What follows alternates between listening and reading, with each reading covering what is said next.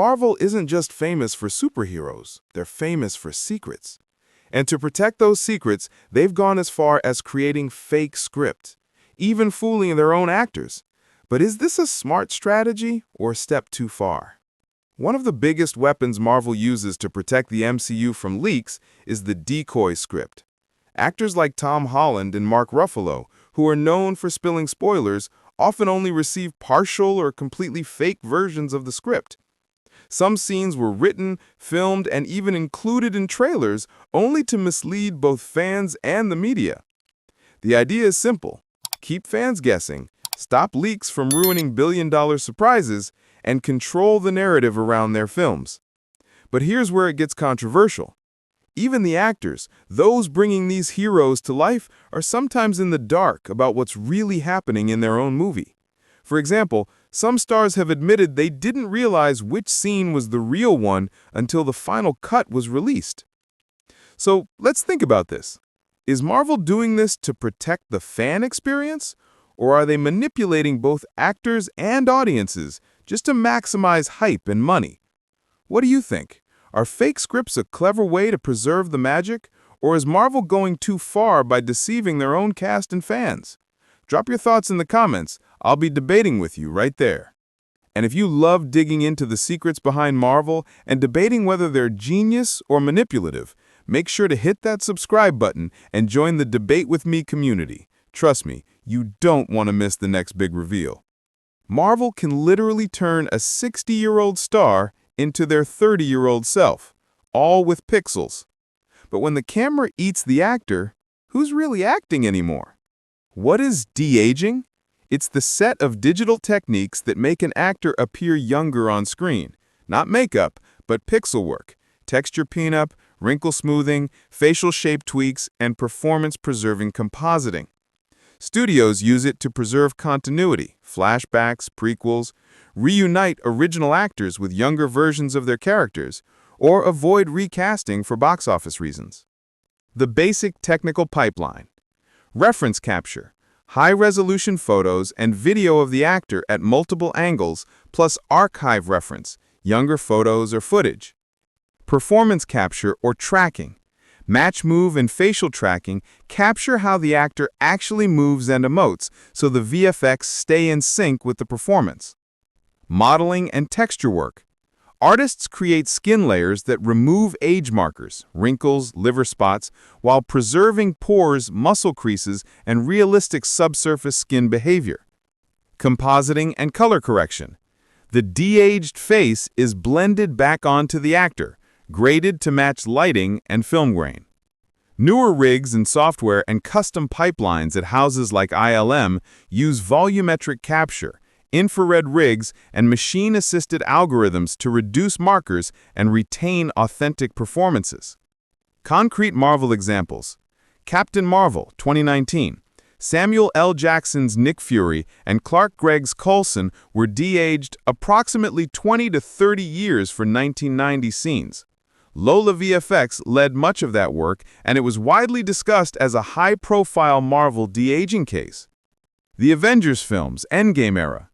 The MCU relies on many VFX houses to pull off complex character alterations and de-aging work across sequences. Endgame alone involved thousands of VFX shots and required coordinated de-aging and aging work across vendors. Respecting actors versus creating digital puppets. Keeps iconic actors in roles, no jarring recast. Preserves narrative continuity and the emotional link between actor and character. Allows filmmakers to tell stories set across timelines without losing star power. When a studio fundamentally alters an actor's appearance, the performance you watch becomes a hybrid, partly the actor, partly VFX artists.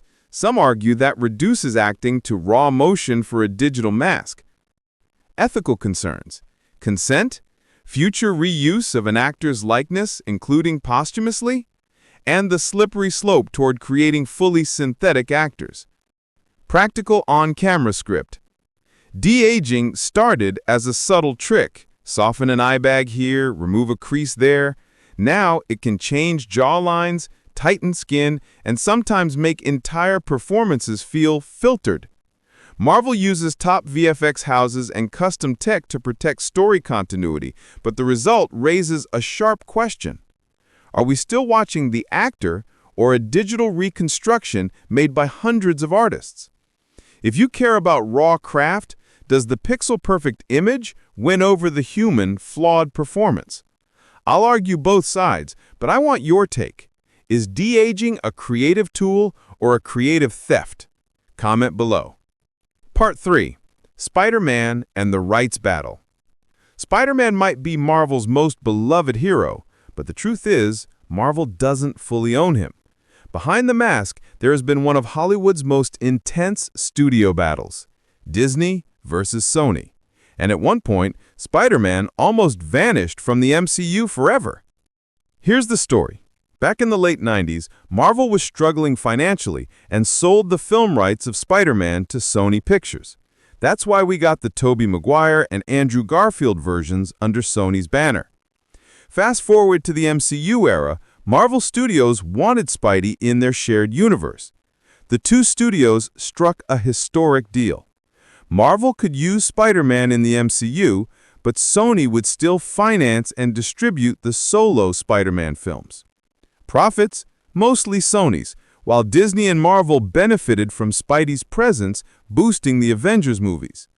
But in 2019, the deal nearly collapsed. Disney wanted a bigger share of box office profits, while Sony pushed back.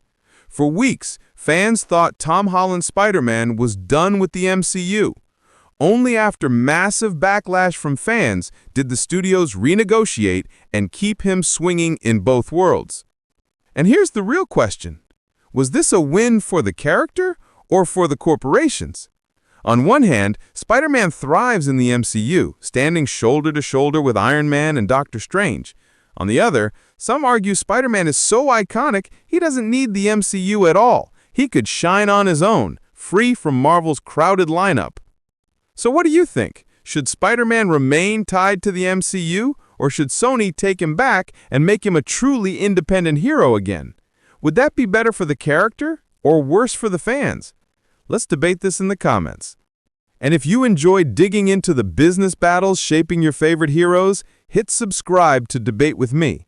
This isn't just about superheroes. It's about power, money, and the future of the stories we love. Marvel trailers hype us up like nothing else. But here's the catch. Sometimes what you see in the trailer never actually happens in the movie. Is that brilliant marketing or straight up lying to the audience?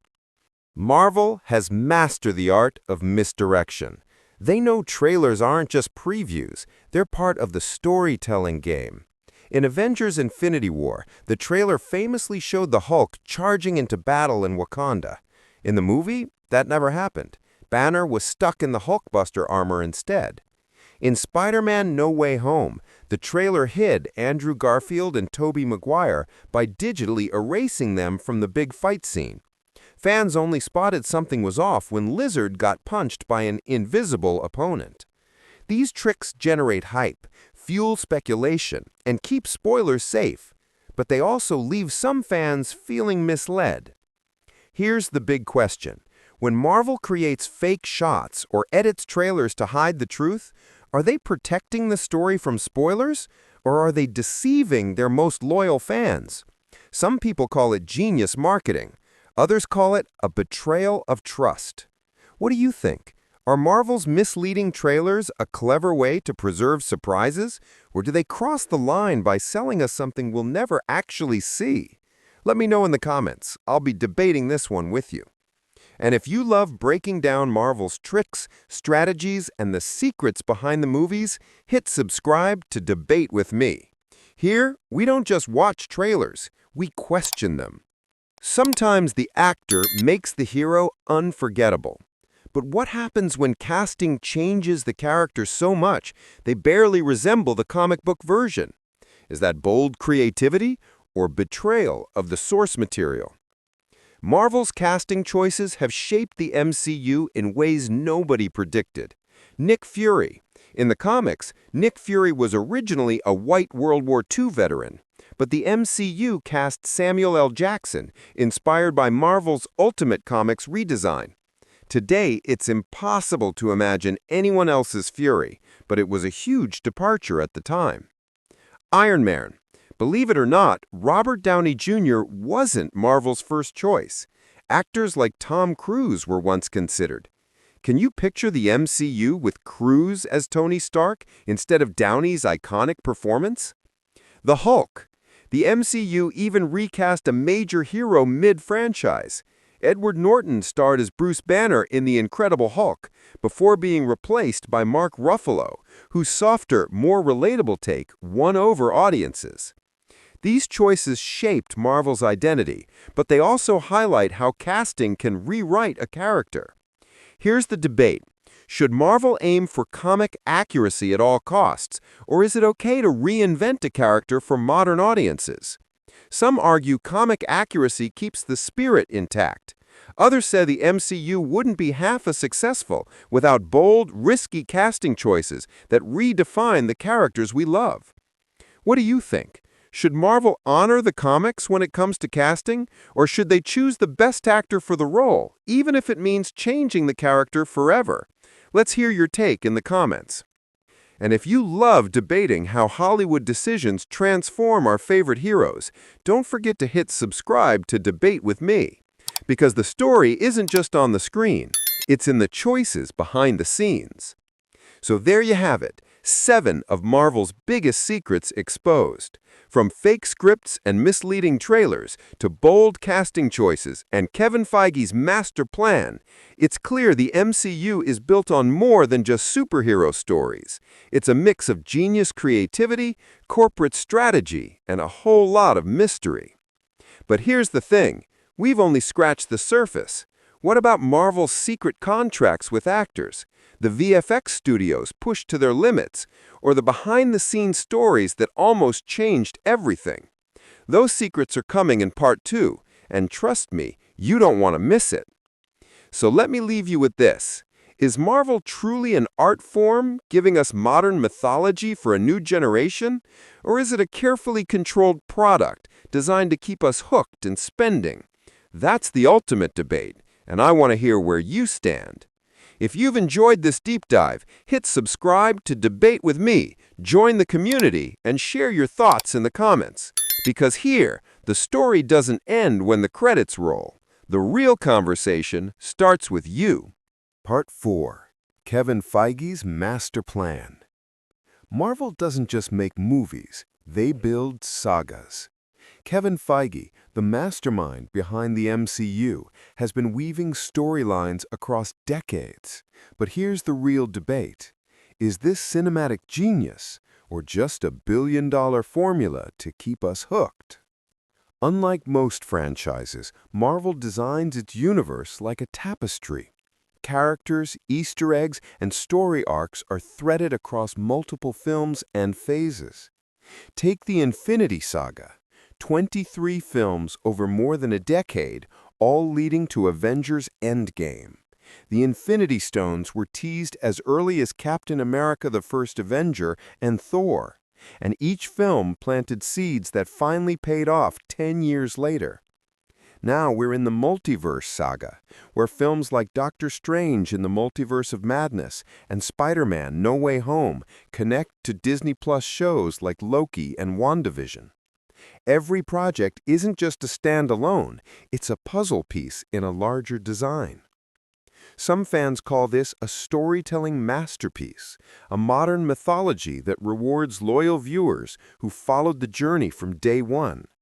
Others argue it's a corporate strategy. Marvel knows if you want the full story, you can't skip any movies or shows. In other words, you're not just watching, you're subscribing to a lifetime franchise. So here's the question. Are fans enjoying genuine cinematic art, or are we being locked into a carefully crafted money-making machine? What do you think? Is Kevin Feige the greatest storyteller of our generation, or the smartest businessman in Hollywood? Are we experiencing a new mythology, or just a long-running marketing plan? Let me know your side. I'll be debating with you in the comments. And if you love breaking down the strategies behind Marvel and questioning whether they're art or pure business, hit subscribe to Debate with Me. Because here, the movies aren't just entertainment, they're battlegrounds for debate. Part 5. Marvel's Easter Egg Obsession. Marvel movies are packed with hidden details. Sometimes they're fun little nods, sometimes they're entire setups for future storylines. But here's the real debate. Are Easter eggs a gift to loyal fans, or just Marvel's trick to keep us watching every single project? Easter eggs aren't just background fun. They've become part of Marvel's identity. Catching them makes you feel like an insider, like you're part of the club. In Iron Man 2008, the very first MCU movie, fans spotted Captain America's shield on Tony Stark's workbench years before Cap officially joined the saga. In Guardians of the Galaxy, the Collector's Museum contained references to multiple corners of Marvel lore, from a dark elf to Howard the Duck. And in Doctor Strange, the mention of the Living Tribunal foreshadowed Marvel's dive into cosmic entities that casual viewers wouldn't even recognize. These moments reward the fans who pay close attention, but they also raise the stakes. If you don't catch every Easter egg, you might miss the bigger picture. Here's where it gets tricky. Some argue Easter eggs are pure fan service, little winks and rewards for those who care. Others say Marvel is using them as breadcrumbs, pushing fans to watch every movie and even every Disney Plus series just to get the full story. In other words, are we enjoying surprises or being pulled deeper into Marvel's web? So let me ask you, what's the Easter egg that shocked you the most in a Marvel movie? And do you think these hidden details are genuine love letters to the fans, or just clever marketing tricks to keep us hooked? And if you love spotting the secrets Marvel hides in plain sight, don't miss out. Hit subscribe to Debate with Me, because here, the hunt for truth is always open for debate.